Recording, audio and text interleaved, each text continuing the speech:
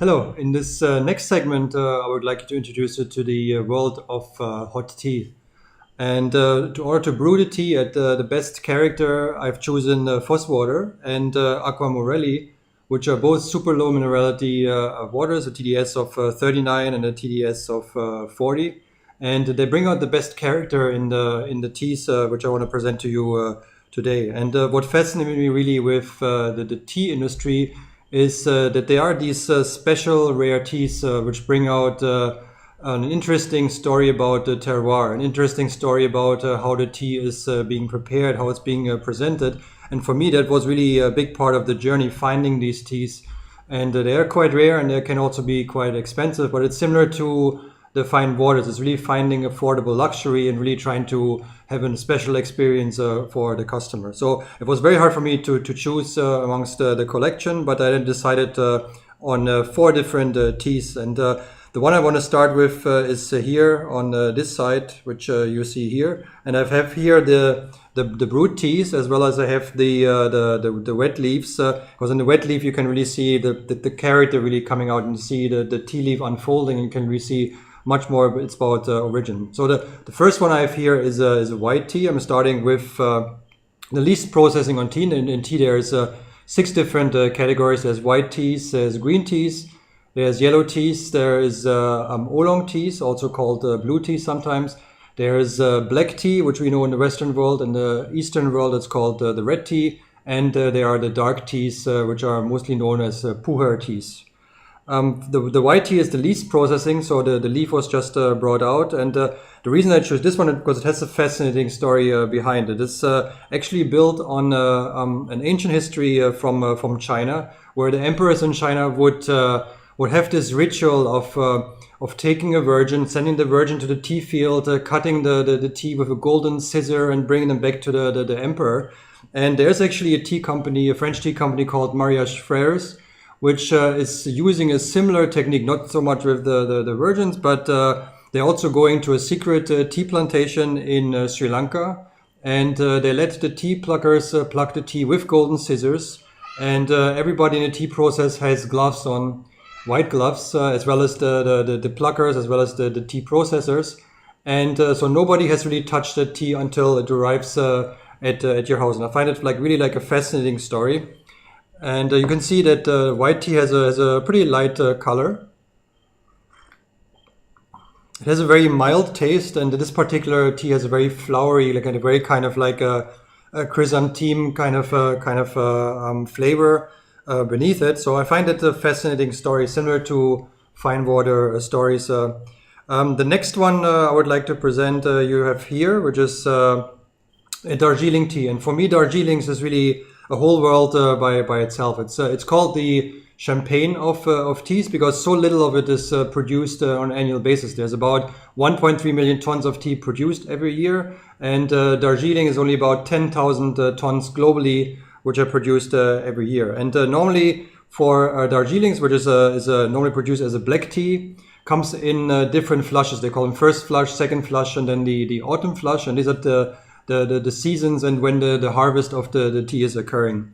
And for me, it's always the most fascinating is the first flush, which you can see here. It's the first flush of the estate called the Zoom Estate, a very good high quality estate in Darjeeling.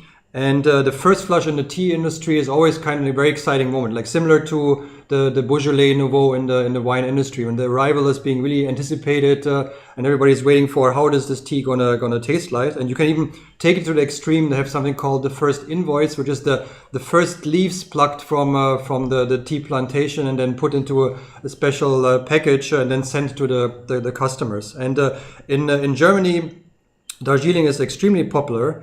And there are some tea companies. From the one I used here is called Tea Trender. And they have something called the Flugtee, which means that the moment the tea is plucked and processed, it's been put on an airplane and being shipped immediately to Germany. And I actually had 2 years ago, I was in Berlin on vacation, and I actually became the first customer in Berlin who got the first flush of that particular Flugtee, Darjeeling. So it's a super exciting part of the tea industry, like chasing these dreams and stories. And you have the brew tea here. You can see it's It's a little bit of a darker color, but still kind of golden, little bit of amberish type of color.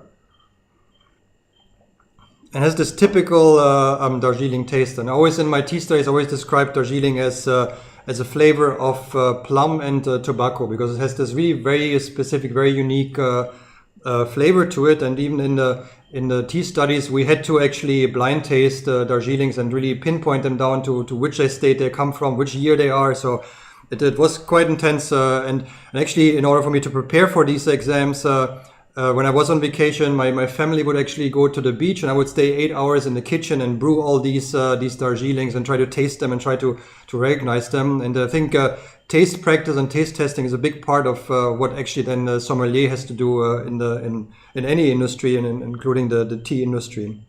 The next tea I would like to present is an oolong tea, and I've used this also in my water studies with the Fine Water Academy. And there's actually an oolong called Big Red Rope, Da Hong Pao, from China.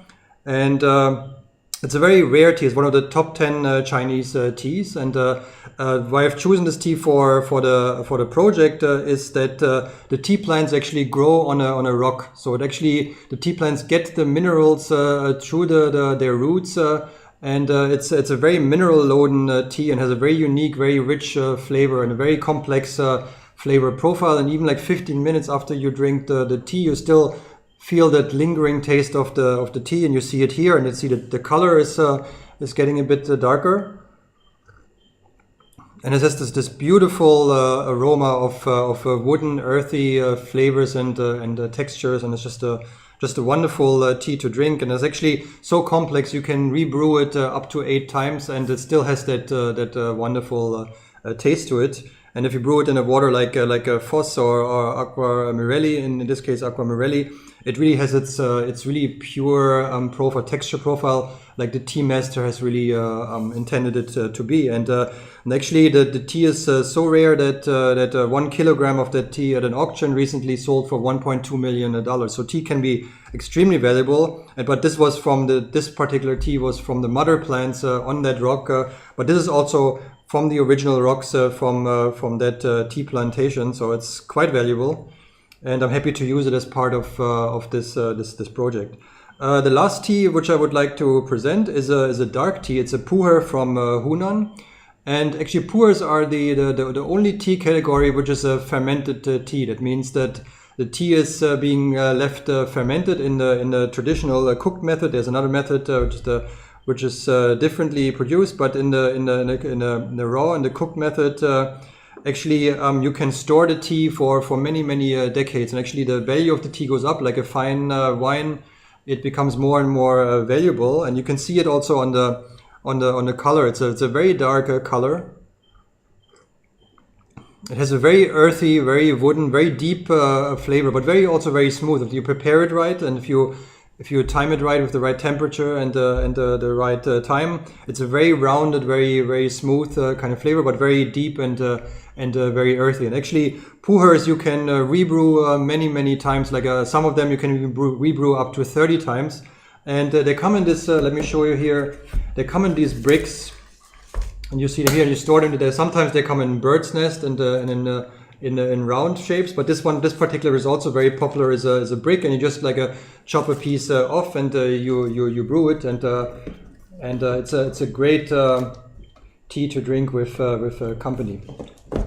So that is just an introduction in some of the rare, some of really fine and unique teas, and I really feel that in the tea industry it would really benefit from wrapping these rare tea stories with the tremendously wonderful stories of the terroir and the source where the water comes from. I think the combination of that, looking at the Alp region where the Aqua Morelli comes from, with a very low TDS, combining that with a tea story, I think there's a very unique opportunity to make it really interesting to the customer, not just to tell them that where the actual tea leaf comes from, but really also the technique on how the tea has been brewed. So I think there's lots of opportunities, and I hope I personally can contribute to that development further in the next couple of years, and really exploring what can be done between these two industries.